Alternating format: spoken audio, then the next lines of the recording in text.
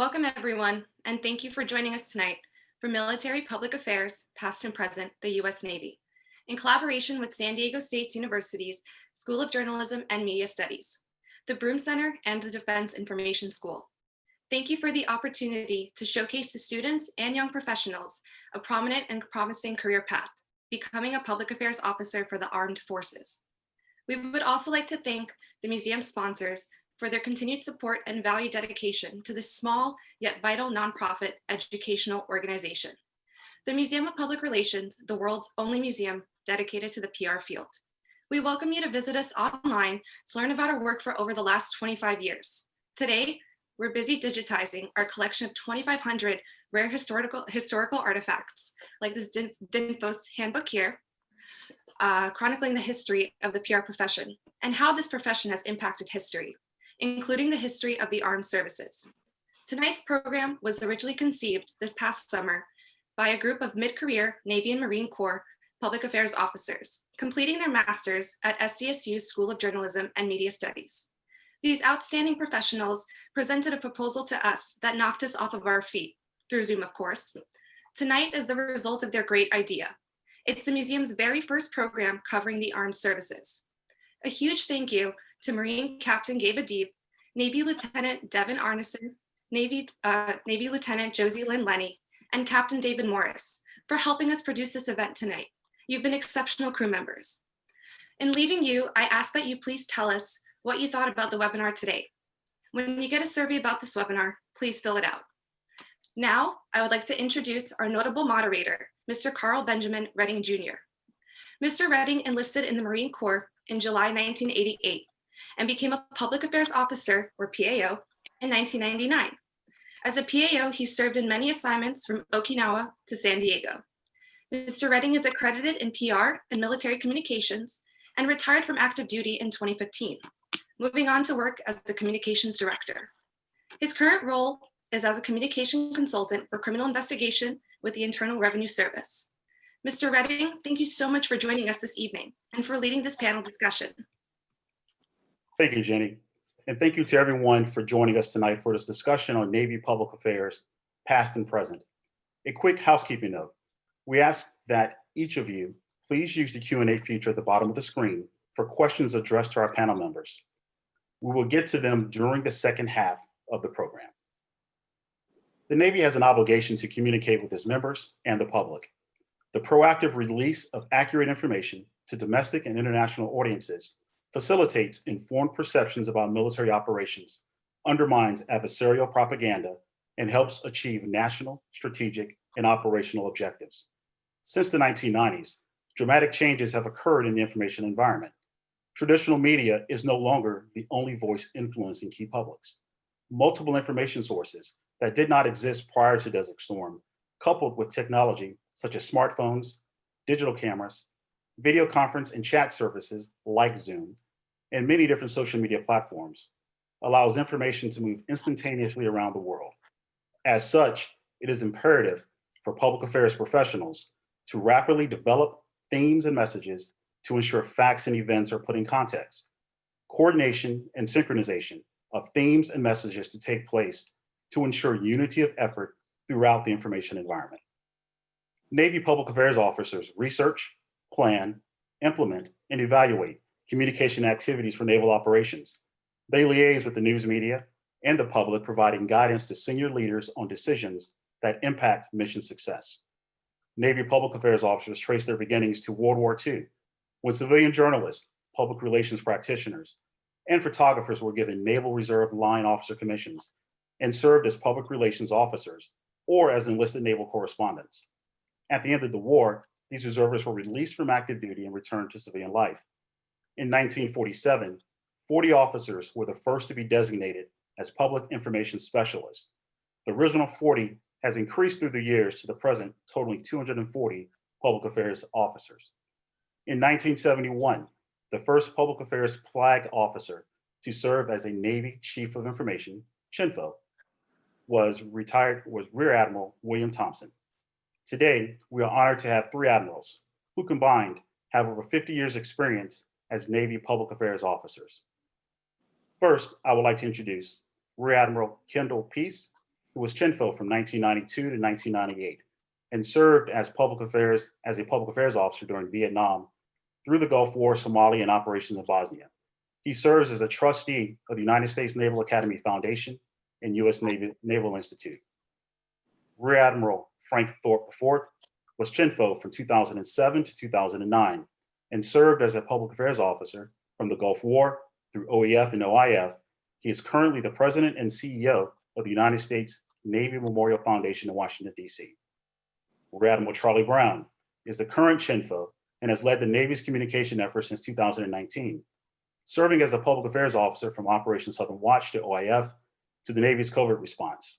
He is the first flag officer and senior active duty public affairs officer accredited in public relations and military communication. Thank you, gentlemen, for participating today. Based on your experiences, we plan to focus on Navy public affairs from the Vietnam War to present. Admiral Pease, you get the first question. You started your career as a public affairs officer in Vietnam. We all remember embeds from the Gulf War and OIF, but please tell us about the embed program in Vietnam and the Navy's relationship with both the media and the American people and how it changed for the Gulf War. I think one of the most important things that the Navy did was they formed in Vietnam. They had both in-country Vietnam, where Admiral Zumwalt, and then they had the 7th Fleet. 7th Fleet put a detachment, it's called 7th Fleet Detachment Charlie. In 1968, coming out of the Naval Academy, that was my first duty assignment. And we were there to escort media to Navy ships to the 7th Fleet. I know they call it embedding now, we call it remain overnight. The journalists that were in Vietnam would come by. We headquartered both in Da Nang and in Saigon, and they'd request trips out to the carriers or to the destroyers, the supply ships, and we would escort them, and they would stay out there as long as they wanted, 1, 2, 3, sometimes a week, on board Navy ships, interviewing senior leaders, enlisted people, from the full gamut of what we were doing as a Navy force in Vietnam. So I guess that was, we should have called it embedding. We probably would have gotten more publicity for it, but that's what it was. And in those days, it was really interesting because we didn't have satellite feeds and so forth. So it was all film if a TV group went out, and it was get the film back into a container and get it back to the United States as quickly as possible. So a lot of the stories we saw, you wouldn't see back in the States for maybe a week. And that was both bringing people into the Gulf to talk to the Navy destroyer people, or down, because we worked very closely with the in-country, the Brownwater Navy, down into the Mekong Delta and so forth, to see what was going on there. So it was the beginning of really media relations that the Navy had.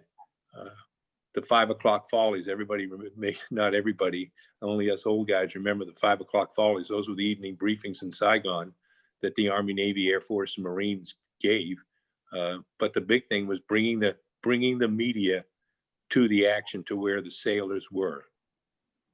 What metrics did you use to change how you communicated? Today, we can send out a tweet, take a look at a broadcast, and make a correction on the spot. How were you able to take a look at what was being said to the American people and then make those changes where you were? Our feedback was always from CHINFO. They would send, as we used to call them, Navy messages, and we'd get the feedback there, or a terrible phone call that you could hardly understand going into Saigon, and then the feedback would come from there. But it took days before you got the real feedback on the success or failure of what you tried to do, because you'd be out there. You knew what the interview was, you had your tape recorder there to tape it, but the editing back in Washington or in New York, you were never privy to. So it required feedback by telephone or by the old Navy message. Admiral Thorp, what was different in OEF and OIF with the embed program and the relationships with the media and the American public? I think the biggest difference probably would be time.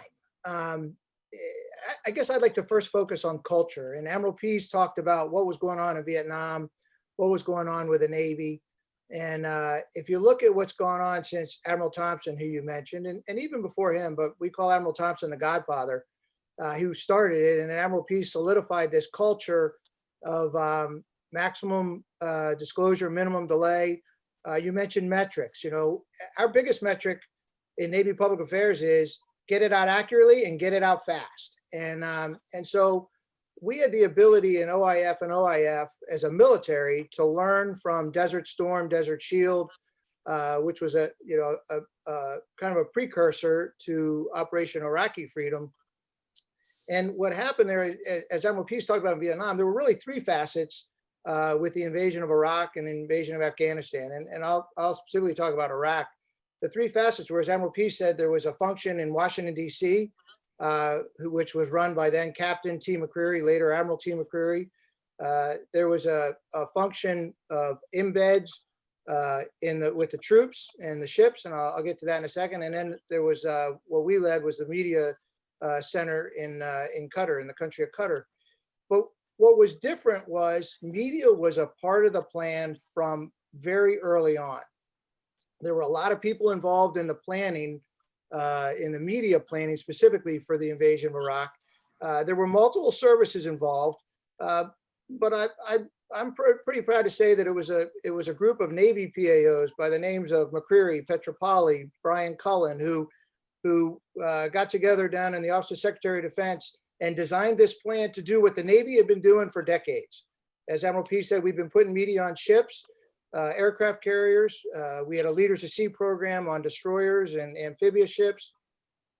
And we took that plan and laid it on top of an Army invasion where media were literally trusted to be with the troops. And the big difference there was it gave them maximum access to not just get the facts, but also to get the context. So when I was first assigned to Qatar, I called a gentleman by the name of Captain Mike Sherman, who's very famous in Navy public affairs lore. He led the operation, the media operation in Desert Storm, and we the military had tried to do embeds there, but they ended up being lists, and you had to sign up. Media had to sign up for a list, and it was one of the big critical things, one criticisms of Desert Storm. So for the 2003 invasion of Iraq, there was no list. Media were literally side by side with the troops, like we've been doing in the Navy for years. But the Army and the Marines and the Air Force, they really benefited from it. And I got to tell you, I think the American people benefited from it. The world's audience benefited from it because the media were right there. There was all this concern by some in the beginning that, well, geez, the media will disclose operational security or things like that. And that happened once or twice by some notable journalists who thought they were bigger than the plan, but 99% of journalists played by those rules. The other thing, Carl, I would point out that was different, and is a precursor to where we are today, is OIF, Operation Iraqi Freedom, is the first media effort for the United States where we treated the international media the same as the American media. So we had Al Jazeera and NBC News right next to each other. And that showed a commitment that backed up the US leadership's point that we were in fact a coalition. So I guess it's a long answer to tell you that the biggest difference was the relationships that were built with the media, the trust that was built, the confidence in the media that in fact maximum disclosure, minimum delay was the culture that we were bringing to the battlefield and that we actually instituted. You talked about working with Al Jazeera, other international media, in addition to American media. How did you quantify your objectives with respect to communicating to the American people and then communicating to the people in the Middle East during OIF? Great point. It was both quantity and quality, quite frankly. And when I say quality, it was accuracy, it was context. One of the lessons learned we came out of OIF was that we did not in the beginning have the cultural knowledge of the international media. We had a Marine public affairs officer by the name of Josh Rushing, who was on site. And we actually, what we did, the way we organized was every journalist that checked in, 750 of them, all was assigned to a public affairs officer. So public affairs officer had accounts, and their job was to create that relationship and then report out on we had an input, output, outcome model what they were asking for, what information they were being given, and then what were the results of that media engagement. So I bring up Josh Rushing because Josh was a first lieutenant in the Marine Corps when he first started out there, and he signed up for Al Jazeera, and he built a relationship with Al Jazeera. And if you remember back in 2003, Al Jazeera was not considered friendly media, and people wanted to partition them off somewhere differently. And Lieutenant Rushing did a great job in actually measuring what they were doing, keeping track of what they were doing in a very transparent way. This is what they want. And then this is the information that we had. And then Captain McCreary back in Washington, we had a constant dialogue about what we were doing, what he was doing, again, from an input model, as well as what was actually being reported. Had an opportunity to work with Josh prior to him going there. And he definitely did great work, and had a chance to work with him when he was at Al Jazeera also. He did parlay that into a job after he got out of the Marine Corps. That he did. Admiral Brown, please discuss the Navy's relationship with both traditional media outlets and social media influencers, those folks who didn't exist back in the very beginning of OIF. Hey, thanks, Carl. I want to start first by saying what an honor it is for me to be on this panel with Admiral Pease, Admiral Thorp, two legends of Navy public affairs. It's just it's great to be in this group. I'm also mindful, though, that as we have a panel that's looking at the history of Navy public affairs, we've got 3 flag officers up here, 3 white men, and I think if this panel was about the future of Navy public affairs, it would look a little different. So I wanted to start by acknowledging that. I'll tell you, I think, Carl, that the distinction between traditional media and social media is, it's just so hard to make. They intersect and overlap so much. There is almost no place that traditional media and social media, especially when it comes to coverage of the Navy, don't have some kind of intersection. We do have traditional media, as we've had for years, working right in the Pentagon. The only national military headquarters that has the free press, working right inside the building. And of course, we've got our traditional media that we work with in fleet concentration areas, and maintaining the relationships with those media is critical. And at the same time, we also recognize that social media has provided, it's democratized the information environment. And so, there are, anyone has access to being a journalist or an influencer, through their phone. And so we need to recognize that. And when I say anyone, that includes our sailors. And so making sure we're empowering our sailors to communicate on our behalf, I'd say that's one of the most important things we can do to really tell the Navy story. Sailors have always been our best spokespeople. I think Admiral Pease, Admiral Thorp would agree. We want our sailors to tell the story. They have that access to do that now through technology like never before, and we just need to empower them to do it. How are you able to manage? You talked about young sailors with their phones around the world, talking about things and sharing their experiences with the world. How does the Navy manage that when you think you have locked down everything, and all of a sudden you find out in the morning that 5 people are tweeting about something that gives you a very bad morning? Yeah, I would say if the idea is you're trying to lock things down, then you're doing it wrong. It's a fool's errand, right? You're never going to be able to stifle all information. That's not going to be effective, first of all. But second of all, it's given away one of our superpowers. We've got 330,000 public communicators in the Navy. We want them telling the story, and so the key is to amplify and to focus on and empower the folks who are going to tell the story, accurately and well. We want it to be representative of the Navy, of our values, and of other sailors. And so we've got a lot of sailors out there who are able to do that in a great, compelling way. As professional public communicators, our job is almost evolving to helping to identify that talent and helping to make sure that they have the microphone. We're trying to do that through some of our social media platforms now. We have an Instagram campaign called At the Helm, where We have takeovers where we just have sailors from the fleet come in and they, take the public through their day, through their week, show what they do at work, show what they do, in their hobbies and their off time.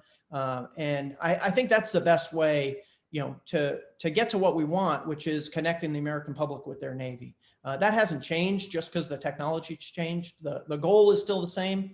It gives us more avenues to do it. Got it. Admiral Pease, back in the 1990s, technology changed for the Navy, changed for Navy public affairs. Admiral Brown has talked about how social media really influences how the Navy speaks and communicates right now. What were those changes back in the 1990s that really helped set the Navy up for success today?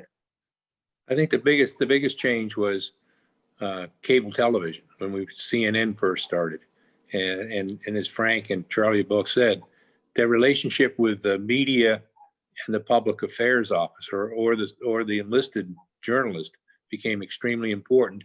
So that when we dealt with the media, they knew that we were straight shooters. And when you had CNN first come on board, it was an unbelievable appetite. It was 24/7. They wanted a story 24/7. And there were many times that you had them on the pier, and I used to refer to it as a race to be wrong. Something would happen. You mentioned earlier that, that nowadays you get a tweet or an email or whatever, and you have to correct the record. Many times, the first word you hear is only 99% true. You have to find out what really happened. The only thing sometimes you only know is something happened, and you have to sit down with the media and have them trust you as an organization, as a culture within your organization, that you're going to give them the straight story. And the race to be wrong, everybody, has to have, quote, the exclusive.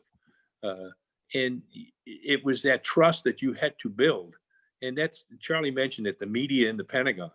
That's why it's so important to have our public affairs, both officer, enlisted, and civilian, rotate through that and really get to know the media. And for the media, that reporter or producer, get to know who that Navy public affairs officer is. Maybe it's only a 2-year tour, maybe it's a 3-year tour, but they get to understand them and trust them. That when they come out and say, I can't give you any more on that story, or this is what really happened, they know that you're a straight shooter, and that's what you're talking to them about. There were many times you talk about embedding and so forth. Carrier fortress at sea. There was a time when the Navy was thinking, or the Capitol Hill was thinking of going less carriers, going down below 15 carriers. The biggest concern we had, and we got a hold of a TV crew and put them on a carrier for 6 months. And they did a fantastic 2-hour program, Carrier Fortress at Sea, that talked to officers, enlisted, the air crews, the pilots, and everyone kind of scratched their head. Do we really want to do it? And it was, again, that trust, that we could trust the media, and the media could trust us and let them go out and do a 2-hour program on cable news. I think it was the Learning Channel that did it. But the technology, I tell many people, I'm 75 years old. I'm glad I'm not where Charlie is now. I mean, I had to worry about CNN at 24 hours a day.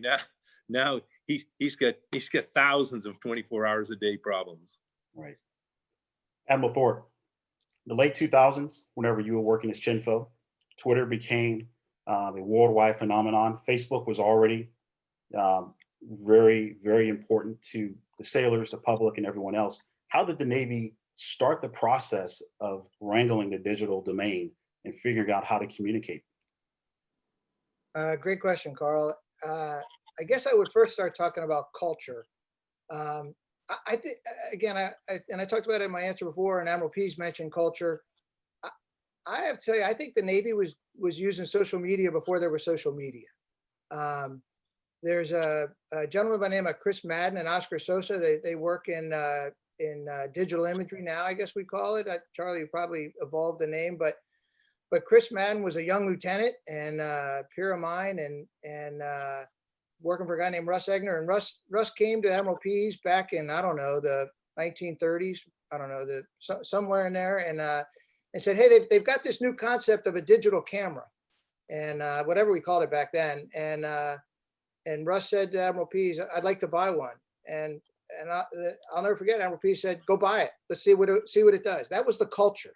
And so I think social media in media relations, it takes culture today and it takes technology. And our culture always was to get the information out as fast as you could. Admiral Pease talked about putting videotapes on fighter jets coming off of aircraft carriers to get it back to the beach as soon as possible. In my opinion, that was social media. How do you get that out as fast as you can? So fast forward, we're thinking through that all the time.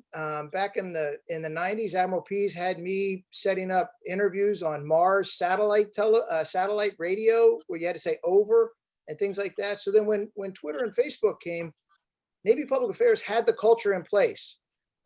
We were ready to use the technology as public affairs professionals, as practitioners. I don't think the military was generally ready for it.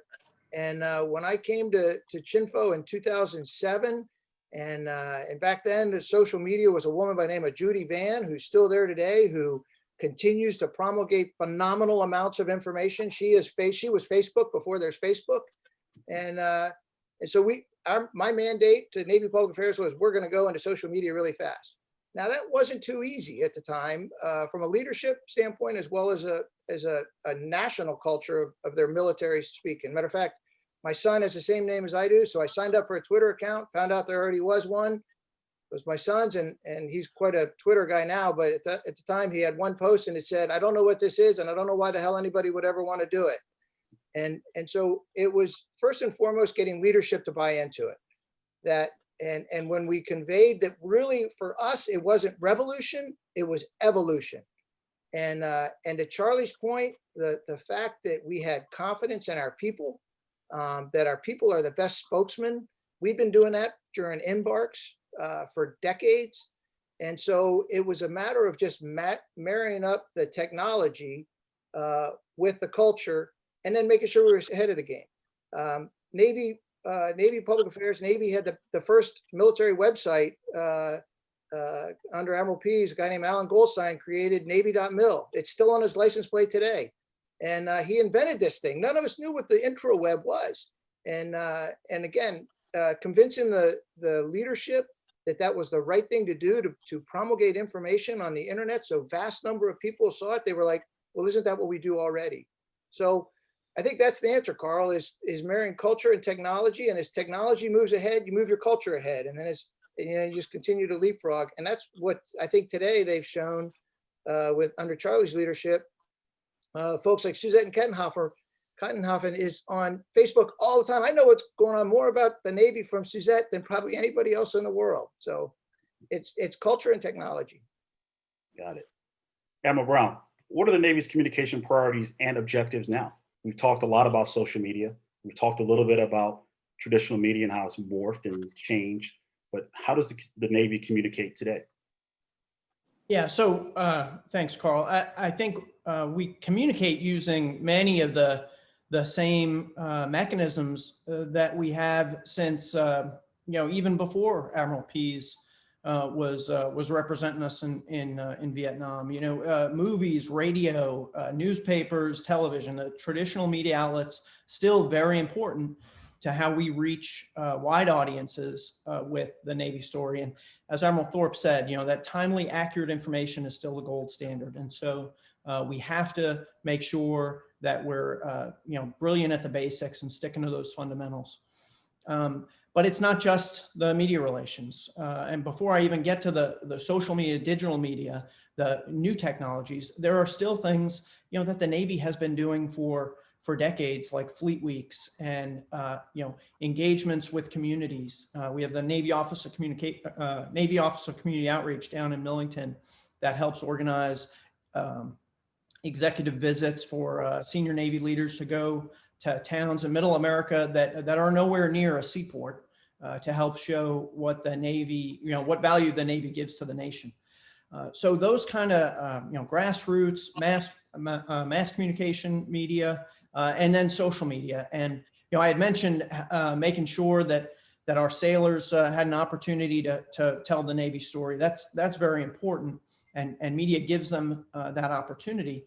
Part of that too, obviously, is OPSEC. That's something that we're always concerned about, operational security, and that's true. Whether it's traditional media or social media, just making sure sailors want to make sure that they are sharing information that they should be and can safely.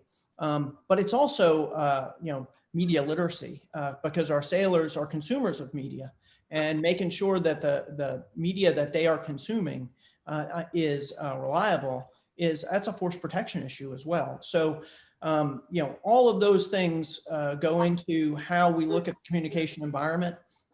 In great power competition, this paradigm that everyone is turning to, where we're recognizing that great power like China and the resurgence of Russia, certainly in the Navy, in the blue water, we're very aware of the rise of the Chinese Navy, the rise of the Russians, and really since the end of the Cold War, when the Soviet Navy went away, we haven't had that kind of peer competitor at sea. And it's the same in the communication environment in many cases. We have to contend with the fact that we've got foreign powers that are trying to influence our domestic audience and competing with audiences, competing with us in terms of their messaging with audiences around the world. And that's something that public affairs officers need to recognize. And it goes beyond just pushing back on disinformation and misinformation. It's also about making sure we're accurately showing what the Navy is doing, operations activities around the world. Hey, Carl, Kendell here. Let me just jump in for a second. I mean, we both, all three of us have talked about these wonderful programs and how we've advanced public affairs. But let me tell you that, to me, the greatest thing for public affairs was our senior leaders, not public affairs officers, but the CNO, the secretaries of the Navy, the carrier commanding officer. Those are the people that should get all the credit for what public affairs does. I mean, I came up with a lot of harebrained ideas and let's go do this and let's go do that. I mean, you go to a carrier commanding officer and say, hey, I want to put media on board for 6 months and talk to anybody that's on your crew. I mean, they had the guts to dare to be great. And they're the ones that should get the credit for Navy public affairs. I mean, we just executed. They were the ones who allowed us to go forward, to put media on board overnight and then say, hey, we need to be on board longer than one night. We need the media on here. And yes, we do a media training program, and you had to turn them away because they all wanted to be there and to be part of the game. When we did internal Navy news this week, we sent Navy crews out and interviewed sailors, and for that commanding officer to let you on board to talk to my sailors about this or that, they're the ones who should get all the credit. The secretary, the CNO, those are the folks that allowed us to dare to be great, and they dared. Thank you, sir. So, gentlemen, this question is really for all three of you. And Admiral Pease, we'll start with you. You'll be the first one to give us an answer on this. I would like to discuss the military public affairs thought process of maximum disclosure, minimum delay. How does that play into military public affairs ethics and information dissemination? The most important thing is to be honest. When we teach public affairs and to line officers, the first thing we tell them is you can't lie. If you can't answer the question, tell people you just can't answer the question. And once you establish that within the media and within your own organization, that we're going to be upfront. We're going to tell the truth and as quickly as you can. I was the public affairs after Tailhook, and it wasn't easy. But the one thing we got credit for from the media is when something happened, we weren't afraid to tell them, and we weren't afraid to tell them why we were taking actions. And once you establish that, it works in your favor. If you're trying to hide stuff, I mean, nowadays you can't. I remember when TWA 800 was shot down, and Captain Gordy Peterson great Navy public affairs officer, went out and spent a month up there in Long Island. And there were all kinds of stories. We, shot down by this destroyer shot it down, or it was just, and the media trusted us when we told them, hey, go on board that ship. It's back in Norfolk. Go on board that ship. You can talk to any sailor you want. So if a missile was shot that night, they're going to tell you. We had 15 media that went down to Norfolk with us, and the captain said, let them go on board. The public affairs officer, we just stayed on the pier and let the media go on and talk to the crew. That's what you have to have. You have to have the ability to get out and tell the truth as quickly as you can, because the first story, it's hard to correct. And if you're up front right away, and the media understand that culture that the Navy has, that we're straight shooters. We're not going to try to fool them. If we can't tell them the answer, we're going to say, hey, we just can't get there. That's just something we can't discuss. And they understand that. You can go talk to the media that Charlie knows roams that Pentagon. They understand that when they come to the Navy. If we can answer the question, we answer the question, and we don't hide it. And it's all that permeates through your officer, enlisted, civilian, public affairs team, and to the senior leadership, that they understand it's better to talk about it. One-day stories are better than 5-day leakings. Admiral Thorp, you have anything to add to that? No, I don't think so. I think that that pretty much captures it. I mean, Admiral Pease keeps talking about credibility and getting information out, and that's really what it is. Whether it's today or 20 years ago, 30 years ago, that's the key element, is what reputation do you develop? I mean, some people want to use effects-based communication. Well, that sounds good. But the fact of the matter is, effects-based communications are the facts. It's the truth. And people, and Admiral Pease talks about the media understand. I think the American public understands that the military cannot say everything, that we don't talk about our capabilities. We don't talk about our operations. And they understand that, but they just want to be told that. So you mentioned a couple of times, you've asked Carl about metrics. Well, a good metric is, are you trusted? And that's actually measurable. I mean, it's measurable. Admiral Brown uses some outside data he gets, but also the fact of the matter is, when Jeff Davis ran the news desk, and when I was at CHINFO, he measured the performance of the junior officers by how they were trusted by the media. That was one of their number one metrics for their performance. And again, that goes back to culture. Admiral Brown, how does the Navy counter misinformation and disinformation? Yeah, no, it really, Carl, it plays into what Admiral Pease and Admiral Thorp were just talking about. It's about credibility. It's amazing to me, as information is seen as more and more, especially in the joint world, as this warfare area. There is this sense, and I hear it from senior leaders all the time, and frankly, I hear it from PAOs sometimes too, that we are at some kind of disadvantage to our adversaries because they're not constrained by the truth. And I could not disagree more. The fact is that the truth is how we counter misinformation and disinformation. And it is our great advantage. It's not a disadvantage, it's an advantage. And it may, in the short term, in the tactical sense, at times be uncomfortable when incorrect, when false, when misleading, when distorted information is being pushed out. But that's not the kind of misinformation and disinformation that I worry about countering. I don't worry about countering, lies, falsehoods that we can show are incorrect. That actually, when we do that, that boosts our credibility.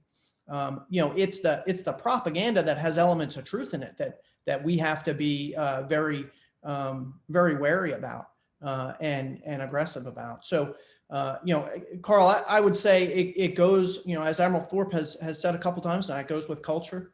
It goes with being trusted, with credibility. We will not be able to win any kind of information fight if we don't have the trust of the American people and a global audience as well. Thank you. One more question before we move to question and answers from the audience themselves. I spent over 32 years in the Marine Corps, starting at 17, enlisted an officer, and 5 years as a civilian director. I've had an opportunity to work with a lot of great Navy public relations, public affairs officers, both officer and enlisted. The Marine Corps, we went from public affairs and combat camera to communication strategy and operations. If the three of you can briefly discuss your relationship with the Marine Corps during your respective times as CHINFO. Admiral Pease. Well, I had the great privilege to be CHINFO when the Marine Corps Public Affairs, senior public affairs person was a classmate of mine, General Terry Murray. And Terry and I used to talk every day. And one of the most important things was because the Marines and the Navy were the Department of the Navy. We went to the same meeting with the Secretary of the Navy. It wasn't, and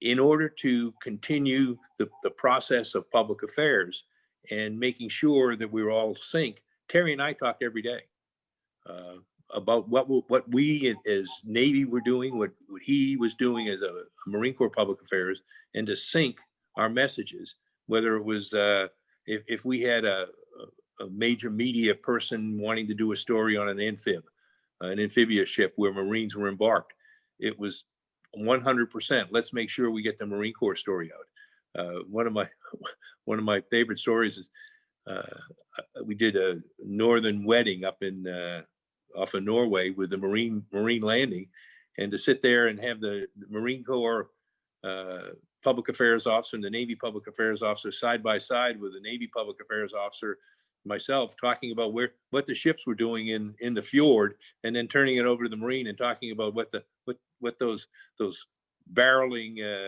AAVs were doing coming ashore. It's all synced, and that was the beauty of it. We were always a team, not just Navy Marine Corps, but it was a Navy Marine Corps team, especially in public affairs. Admiral Thorp. Yeah, I had the same thing. So, the Marines, when I was there, I had a great relationship with a guy named Drew Davis. But then I got to tell you, when I think of Marine Corps Public Affairs, I think of a guy named Dave Leppan.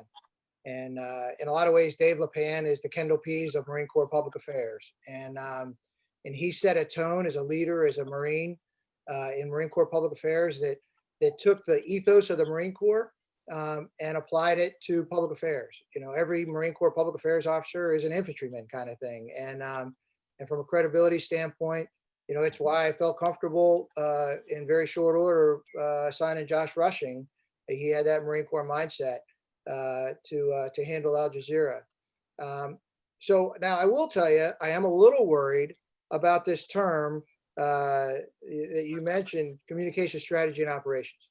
So when I was on the Joint Staff, we had the honor, the pleasure to, Don Cutler put together a brief for the Joint Chiefs of Staff about what we called operationalizing public affairs in order to bring public affairs into the mainstream of planning for combat operations. And at that time, there was a lot of discussion about, like I mentioned earlier, effects-based operations and things like that. And we were very crystal clear that while strategy is important as you design a military operation writ large, public affairs has to have a strategy to get the word out, the message out, and that's tactics. And so I get a little concerned when people start to use words like public affairs strategy, or we went through a phase of this strategic communications term. In the bottom line, you've got audiences and you've got communications, you got facts, you got messages, and you just got to get the words out. And we should never, as public affairs professionals, convey to our bosses that we can change things other than what they are. If you ask me what the strategy is what the strategy of the military operation is. And our strategy is what tactics do we need, whether it be social media, whether it be digital imagery, whether it be conventional media, to get the word out. And so I'd be a little concerned about that terminology that the Marine Corps is using. Admiral Brown. Yeah, so I've had the privilege of having 3 Marine Corps directors of communication in the less than year and a half that I've been here. So started out was Brigadier General William Seeley, then Brigadier General Sean Sumo Saline, and now I've got the pleasure of working with Brigadier General George Sackrell.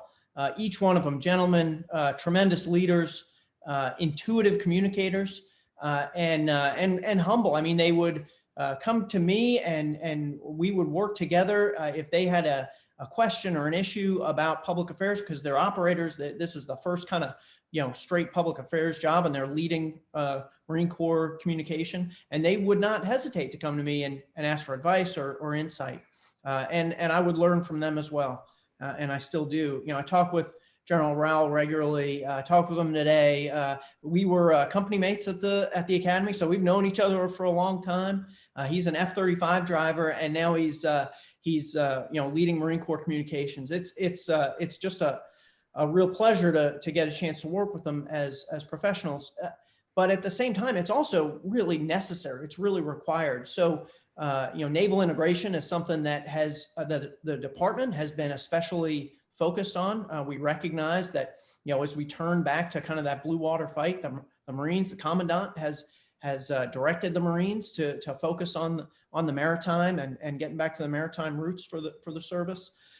So the Marines, as you know, if the commandant says something, they're going to do it, right? And so they're all in on naval integration. When I go up and talk to the secretary, he is looking to me to give him advice and counsel on public communication for the department. And I've got to know what's going on with the Marines. And I'm not going to know it if I don't have a great working relationship with my teammate, their General Rowell. And so it's tremendous. And it's, like I said, it's a great professional opportunity for me, but more importantly, it's just required in this job. You need to do it.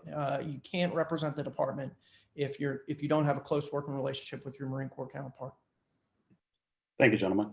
We're going to ask a few questions now from our audience. The first centers on the family members of sailors.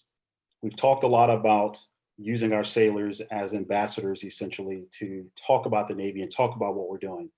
But we haven't discussed the extension of that being the family members. Admiral Brown, is there any sort of media literacy training for family members? Do you think there should be, since they are active participants in our communication activities? Yeah, it's a great question. I absolutely think there should be. We're working on it. We're not there yet, but it's something we're very much conscious of.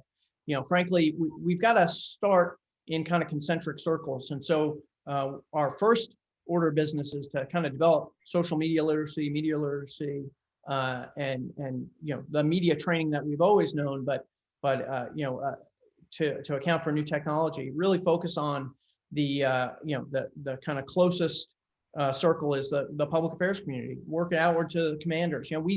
Admiral Pease mentioned the media training that we give commanders, and we do that with traditional media training, but commanders are looking to us to also give them social media training, and so, we need that same sort of approach, deliberate approach to providing training to commanders on how to communicate in that medium. And it goes to the families as well, right? Especially as I talked about the media literacy as consumers of media, we very much see families and sailors as part of our team, and we've got to make sure that as they are as they're sharing information, that they know what they can share, what they can't in terms of security, but also that they have a sense of how to identify and legitimize actual information, news, and distinguish it from misinformation. Thank you. Carl, can I pipe in there for a minute? So when you look at the spectrum of media, and Admiral Pease mentioned cable news coming online. 50 years ago, when an incident happened at sea, the families were not a part of that story. And I think for the Navy, it hit home with the USS Iowa. It hit home with Desert Storm, when there was this insatiable appetite to get information, and suddenly the media started showing up on the doors of family members. And I think then Captain Pease was a Fleet Forces or Atlantic Fleet public affairs officer at the time, and there was a significant effort to do media training for families back then. But I think it's important to clarify what the term media training means.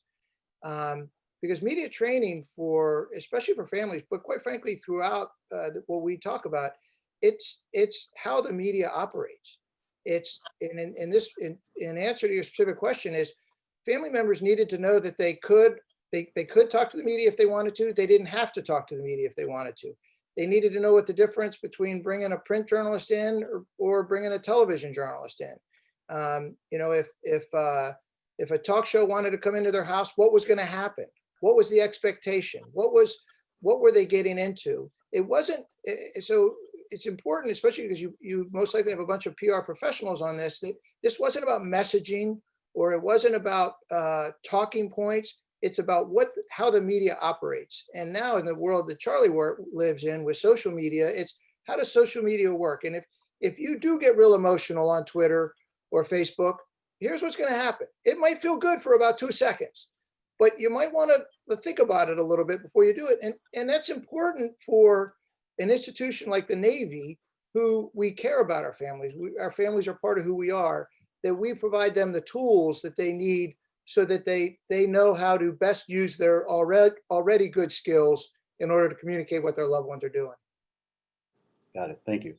Admiral Pence, how did you handle leaders who didn't want to give media access, who really didn't necessarily believe in what you were trying to do? How did you interact with those difficult decision makers? That was probably one of the toughest things. You had to sit down with them and explain the need for it, and to get right down to the point of this is going to help you. This is going to help your command. This is going to help your mission. If you sit down and talk to the media and they understand, because you're not talking to the media, you're talking to the American public, and the American public need to know, you know, where the tax dollars are going. Is this an important, whatever we're doing at sea, is it important? And you point out that the other leaders that are doing it also, because you have a commanding officer of X aircraft carrier, he doesn't want to do it, or she doesn't want to do it, and you explain that the other carriers are doing it, looking at success. One of the greatest things we did was, and Charlie still does it, clips. We used to provide clips to the positive stories, the negative stories, but everyone would get to see what people were doing. I had more calls from people saying, not, hey, I don't want to do it, but hey, why aren't you sending media to my ship? Or why aren't you sending media to my command? Because the Navy started to understand, senior leadership understood the importance of talking to the American public about what we did. You know, we go to sea. We're not sitting around in bases stateside. We're at sea. And they wanted to let people know what they did and what their sailors did was a worthwhile effort. And what they were doing was important for the country. And that's what we used to try to put. Now, I had many of them that said no, and you move on to the next. Admiral Brown, how was that different, or is that any different for you now in the Pentagon? I'd say it's the same. The one thing that I've noticed really since I've come back to the Pentagon on this tour, I've had a couple other tours in the Pentagon, but the polarization of the political environment has added more trepidation to leaders to engage with the media, and it's really unfortunate.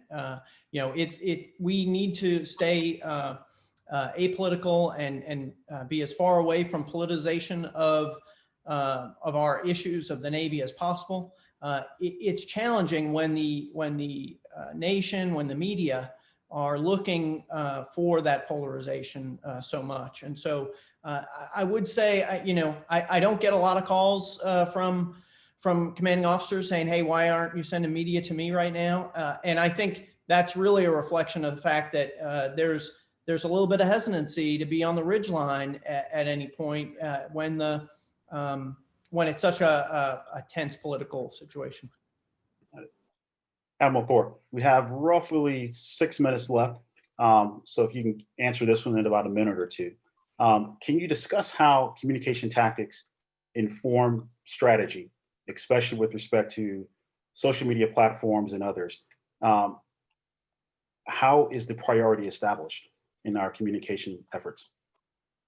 Yeah, I think that's a pretty quick answer is say what you do and do what you say. And so as long as a communicator is involved in the early stages of a military operation and they know what the mission is about and what we're trying to accomplish, And then our job as communicators is to say what we're doing and make sure that what we say we're doing. And that's the most important role of a communicator from the very beginning is making sure that there is no say-do gap. Admiral Pease, you have anything to comment about that? I think one of the most important things is exactly what Frank said. You know, tell them what you're going to do and then go ahead and do it. That's the most important part of it. Public affairs, it has to be seen as out front. Silence is always an option, by the way. There are many times that being a public affairs officer doesn't mean you have to promote every little thing that's going on. You have to have a good sense of what's important and what's not important. If you flood the market and have too much, you become noise, and you have to understand that. Admiral Brown, briefly want to talk about the future of Navy public affairs. Not just how we do it, but the individuals that you want to bring in to the public affairs field. What advice do you have for young enlisted sailors who are interested in becoming public affairs officers? They may work in different specialties, different ratings and things of that nature, but they don't have the experience to become a public affairs officer right now. What advice do you have to give them, and who are you looking for to fill the ranks down the road? Yeah, that's a great question. So I would say there's really broadly two paths, you know, and the main path is for those who are already in uniform, and whether that's in you know, as an officer who, you know, someone who's a line officer, a SWO, an aviator who is looking to do something different in the Navy, or it's an enlisted sailor, maybe it's a mass communication specialist who's been doing public affairs, or maybe it's someone in another specialty. But the uniform people have that benefit of knowing the Navy, and they can be you know, experts in being leaders in the naval culture and in understanding the Navy. I've heard Admiral Thorp say it many times. You know, you've got to know your product, for lack of a better word, in order to talk about it, right? You have to be able to communicate what you know about. And so those of us who are already in uniform, before you come into the public affairs community, you have that advantage. I would say that now, you know, and we've relied on the uniformed, you know, kind of lateral transfers for a long time. We have more commissioning opportunities this year than we've had in a long time. We've got 8 OCS spots this fiscal year, which is a good amount, a big increase over where we've been for several years. And so we'll look to bring in enlisted sailors and commission them as well, but not only enlisted sailors. So we also have the opportunity to bring in civilians who are communication experts already. Maybe they're undergrads who specialize in public relations or communication. Maybe they've already got some communication experience in the professional world, but they don't have the Navy experience. And so, you know, the communication environment has become so complicated that, you know, taking a naval officer and turning them into an expert communicator is getting more and more challenging. And taking an expert communicator and turning them into a naval officer, you know, that challenge is almost even at this point. And so, you know, we're always looking for talent, and talent comes from all different kinds of places. And so that's really what, that's the only criteria is, you know, eagerness, enthusiasm, and talent. Hey, Carl, Kendell, one of Yes. the things that really helped me when I was CHINFO, and we haven't talked about it, but is that reserve public affairs community.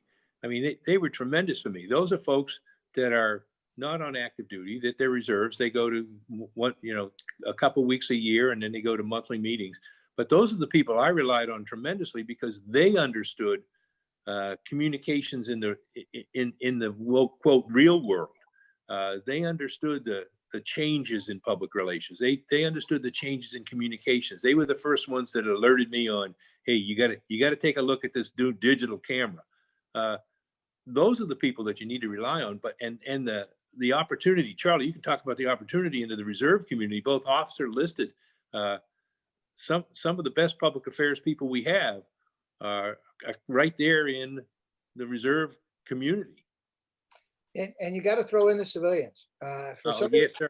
Yeah, somebody looking for an opportunity to serve, don't have to be in uniform. At Navy Public Affairs, I mentioned a couple of them earlier, they're real superstars. And every facility around the country, around the world, There are civilian public affairs. When I was the public affairs officer at Naval Surface Forces Pacific Fleet, we had a couple of civilians who were the bedrock of what we did. And so somebody looking to serve and do public affairs, do communication in the military, there's a lot of great opportunities. Well, thank you, gentlemen. It is an hour shot by really fast. It was a great conversation. For those who are asking questions, we tried to get to as many as we could. We apologize to those that we didn't get to. I know that the museum is looking to have more talks like this in the future, but I want to thank you, gentlemen, for participating today. I think it was a great conversation. We talked about a lot of really important items that not only help the sailors and the community today, but also give us a little bit of history. And so we now understand better where we came from. Thanks to the Museum of Public Relations for hosting, and San Diego State University School of Journalism and Media Studies, and the Glenn M. Broom Center for Professional Development and Public Relations. As Jenny stated earlier, this event stemmed from a project of active duty military PAOs that are students at SDSU. They did as a part of their summer course when the museum was their client. Again, those students were Marine Captains Gabe Adibe, Dave Morse, Navy Lieutenants Devin Arneson, and Josie Lynn Lenny. I'd like to thank them for their hard work. And again, thank everyone for joining us tonight. Have a great evening and go Navy PAO. Thanks, Carl. Right. Well, Cool.